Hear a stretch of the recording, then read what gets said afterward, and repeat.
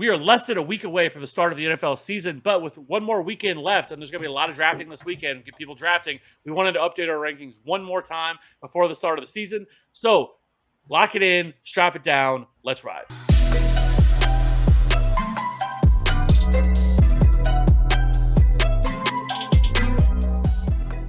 Welcome back in. So let's go ahead and get right into it. So our wide receiver 1 rankings are as follows. I have Justin Jefferson at 1, Cooper Kupp at 2, Stephon Diggs at 3, Justin Jefferson 4, CeeDee Lamb's at 5, Michael Pittman at 6. He just keeps getting higher and higher. Good thing the season's almost here because who knows how high you keep going.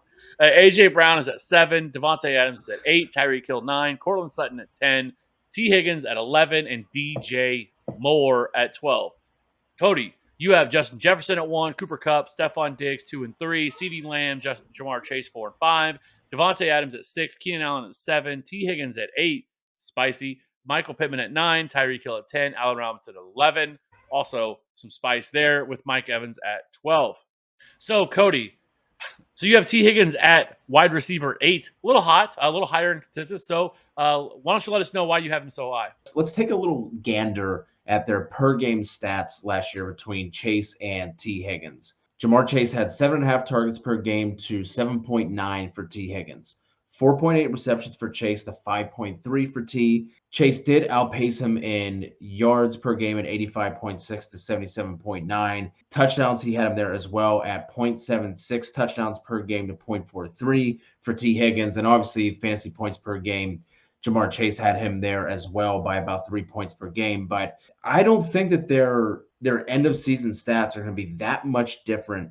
We saw in the playoffs when teams started to key in on Chase, Higgins really stepped up. 3 of his 4 games, he had 95-plus yards, obviously had 2 scores in the Super Bowl. So that combined with the better offensive line, which is going to be able to give Joe Burrow more time, keep him off his ass, the tougher schedule. And I think at cost, I would rather have T. Higgins over Jamar Chase. I love being able to get him, right now going at that kind of that end of the third, beginning of the fourth. I would take him as early as the 2-3 turn for sure. Yeah, I don't mind that, and we see it quite often, or we see it, almost every year where wide receivers, the duos end up finishing, top 12 together. So it's definitely a range possibility, and I do believe the Bengals are going to throw the ball even more.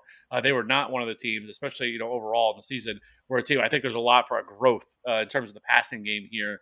I don't think it's that far off. I'm at 11, you have at 8, so I don't mind that at all. Next, I want to talk about my guys, AJ Brown, and I think there's a lot of different, opinions on AJ Brown this offseason. There's some people that love him, like me, and there's other people that hate him. Listen, when I look at his situation this year, I look at a wide receiver who was in a bad system and an offense that never threw the ball. And I know people are going to say, well, Kevin, didn't he go to the same type of situation in Philadelphia? And I would say no. I don't think they go out and they make the move. They trade for AJ Brown. They give him the big contract they did. They've added Devontae Smith, last year, and then they also still have Dallas Goedert. I think they're telling us what they want to do. They want to throw the football more, and they really tried to do that in the first half of last season. Over the first half of last season, they were much more pass heavy than they were run heavy, but they shifted, and they started to go on a roll.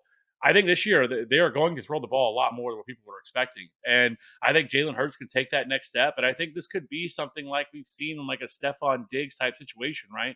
Stephon Diggs is in Minnesota, and then all of a sudden he goes to Buffalo, and then him and Josh Allen kind of flourish together. And I kind of view this as the same situation for Jalen Hurts. And so I love A.J. Brown. He's been one of the most efficient wide receivers we've seen since he's been in the league. Super explosive athlete. Last year, he had a 27% target share. He was third in the market share of air yards for them, 63 receptions, 869 receiving yards, and 5 touchdowns. He also averaged 13.9 fantasy points per game. He was 7th in yards per route run and 12th in yards per team pass attempt last year. And so I love A.J. Brown. I think he explodes this year. And I think he's kind of a sneaky, the wide receiver 1, I think this year. I'm not calling it, but I think he has that range of upside. That league-winning type upside at wide receiver where he could score 20-plus fantasy points per game. The only thing that worries me is I just don't know how much higher his target upside is going to be compared to what he was seeing in Tennessee. And just with how, obviously A.J. Brown's super efficient, but he also had Ryan Tannehill, who's also super efficient as a passer. So that's the only thing that worries me. I definitely don't hate him. I'm not in that camp. but that is a little bit high. Real quickly before we go to the wide receiver twos, I just want to give some context for the A-Rob ranking for anyone who might not have seen our bold take episode. One of my bold takes was obviously that Allen Robinson would finish as a wide receiver one, and I'm not going to throw out a bold take like that and not back it up. So that's why he is in my my wide receiver one rankings. And it obviously just has to do with the offense he resides in, Cooper Kupp taking attention off of him. And we've been hearing a ton about Allen Robinson being a red zone threat for that offense. So that's why he is there. But moving on to the wide receiver twos, Kev, you have Mike Evans at 13, followed by Mike Williams, Keenan Allen, Deebo Samuel, Darnell Mooney, Deontay Johnson, A-Rob, Chris Godwin, Juju Smith-Schuster, Amon-Ra St. Brown, Brandon Cooks, and Gabe Davis at 24. I have Deebo at 13, A.J. Brown at 14, Cortland Sutton, Darnell Mooney, Jerry Jeudy, Brandon Cooks, Marquis Brown, Deontay Johnson, Mike Williams, DJ Moore, Terry McLaurin, and Jalen Waddle for me, rounding out my wide receiver two rankings. Kev, throw out a couple names here and some guys you want to talk about in this range. Yeah, so I think for me, one really quickly, Chris Godwin. He is something that I just don't know really what to do with Yeah. right now because it's so tough. And now we're starting to get some positive feedback that maybe he's doing well, but he is practicing, but he's got this huge brace on his knee. Like I just think there's so many different range of possibilities for him. I think at the most, whenever you draft him, if you're drafting him, you have to expect for a slow start. And it may not really be until the second half of the season until he really starts looking like Chris Godwin again. If he was healthy, he'd be significantly higher. I would probably have him even higher than Mike Evans. The two guys I want to hit on, though, is Juju Smith-Schuster and Gabriel Davis. Juju Smith-Schuster, I have consistently been all offseason way higher than consensus, and I will go down with his ship with Juju Smith-Schuster. He is back. Yes, he suffered he had a little bit of a knee injury. I think it was very minor. I think there was preseason. There was no reason to have him out there if he wasn't 100%.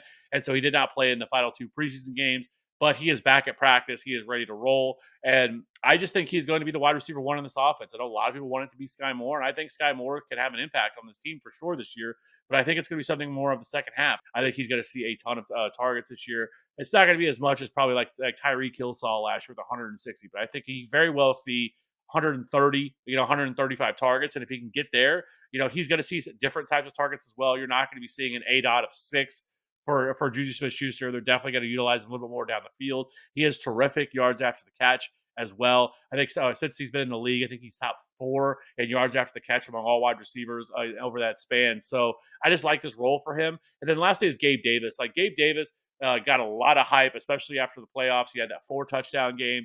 But, they've kind of told us, there's really nobody else. They didn't go out and draft another wide receiver. This is kind of the same team outside of, really losing a couple of players here. Yes, they added Khalil Shakur, but, at most, that is a slot wide receiver. And, with Isaiah McKenzie, who looks like he's going to be the starting slot wide receiver, there's not a lot there. So I think there's definitely a range of possibility. We're talking about one of the NFL's best offenses, with Gabe Davis, and I think he takes that big step forward this year. I just think there's a ton of upside here at Gabriel Davis. So having him as a wide receiver too, I think is very safe. Yeah, I've come around on Juju. Obviously don't have him as high as Juju, but I've come around. I've bumped him up. He's going to be my wide receiver 3s coming up. And the thing with Gabe Davis too is we've heard nothing but positive reports about him throughout the entire offseason. So it seemed like he might have been getting a little too up there, but I think he's right where he should be. Two guys I just want to throw out real quickly. Mike Williams. He was wide receiver 13 in points per game last year. And he had 7 games with less than 60 yards and no touchdowns. And he was still wide receiver 13 in points per game. He was wide receiver 2 for the first 5 weeks, so we know what kind of ceiling he has. And to be able to get that kind of ceiling at the 4-5 turn where he's going right now is fantastic. Love grabbing him there. The other wide receiver is Marquis Brown. Where he's going, it feels like he's still on the Ravens and he's not going to be seeing a massive upgrade in arm talent the way that he is with Kyler Murray. There was all that hype early in the offseason when that trade first went down and then D-Hop's suspension was announced. But now it's crickets. Like he's not really getting any hype. No one's really talking him up. Currently being drafted as a wide receiver 23, which is fine. Like I obviously don't have him ranked much higher than that, but you can get him with his draft cost is like end of the 5th, beginning of the 6th. And I absolutely love that. So I'd be willing to take him around higher than what he's going right now. I think he's just going to ball out with Kyler. Yeah, it's tough with me with him because one, I mean, how is this going to work out when DeAndre Hopkins come back? And I don't know. Like, I just don't think Cliff Kingsbury is a good coach, and that's what worries me the most. Like, how are they going to utilize him correctly? You know, we even saw last year, like Antoine Wesley last year, like he literally played the DeAndre Hopkins role. Like they didn't change the offense at all. They just threw him out there. I'm like, all right, man, yeah, you're like one hundredth of DeAndre Hopkins, but hey, man, go out there and you play that role the best you can. Like I don't know, like it's just like I just don't have a lot of faith. So like at first I was on the hype. You know, we have the shower narrative of Kyler Murray together with his old college teammate, but I've just slowly kind of moved him down a little bit. I don't know. We'll see. And maybe I am a little bit too low on him. So, anyways, let's move over to our wide receiver three so we can wrap this thing up. I have Marquis Brown at wide receiver 25, DK Metcalf at 26, Brandon Ayuk followed by Rashad Bateman, Jalen Waddle, Jerry Judy, Chris Olave, Terry McLaurin, Michael Thomas, Drake London, Kadarius Toney, and Elijah Moore. Cody, you have Rashad Bateman at 25, followed by Gabriel Davis, Michael Thomas, Adam Thielen, Juju Smith-Schuster, Chris Godwin, DeAndre Hopkins, DK Metcalf, Christian Kirk, Elijah Moore, Amon-Ra St. Brown, and Alan Lazard. So, Cody, who do you want to talk about first? Yeah, let's turn to an old grizzled vet here. Let's talk about Adam Thielen. Really like where he's going, wide receiver 30 in drafts right now, and I think he can absolutely crush that draft cost as long as he can stay somewhat healthy. Obviously, I don't think it's smart to expect a full season out of any NFL player alone, let alone a 32-year-old who hasn't played a full season since 2018. But the upside and the reason why I want to take a shot on him, especially in this wide receiver 3 range, is because of the touchdown and the red zone prowess that he has. Obviously, has that connection with Cousins. And then we get the reports coming from camp that the new coaching staff has been embracing Thielen, especially in the red zone in particular. So this is an offense that's going to be running more plays per game. It's going to be passing more as well. That should be music to all of our ears. The other guy here, talking about this Arizona Cardinals offense, let's talk about Christian Kirk. Finished as a back end wide receiver 2 last year. Now he goes to the Jags, who are in a much better situation, obviously, than they were last year. He's been Trevor Lawrence's preferred target, and now the dude is being drafted as a wide receiver 4 with a triple digit ADP. So I think he is in a very, very similar situation to what Michael Pittman was last year in terms of being the number one wide receiver on that team without question. The draft cost that he's looking at, and probably looking at 110-ish targets, 120 potentially, depending on how the season goes for the Jags. So I'm all about that life. So I really like Christian Kirk as a wide receiver 3. All right, for me, I have two guys that I want to kind of talk about, and really, there is for me, I think at least the first guy that I want to talk about. Like, there's a couple players here that I have as wide receiver threes that I'm like, maybe I have a little bit too low, right? And maybe I could be wrong here. And one of them is Jerry Judy. Like Jerry Judy, we know coming out was a terrific talent. He hasn't really been able to put it together. But you have one hand, he's really been in some really bad offenses with some really bad quarterbacks like Teddy Bridgewater and Drew Lock, and he has suffered some injuries. I mean, suffering that high ankle sprain last year really just kind of derailed his entire season. And so now, I mean, you have Russell Wilson here, and while all the hype's put on Cortland Sutton, and I am right there with everybody. I think he's an absolute perfect fit for Russell Wilson and what he brings to the table, which is why I have him as a wide receiver 1.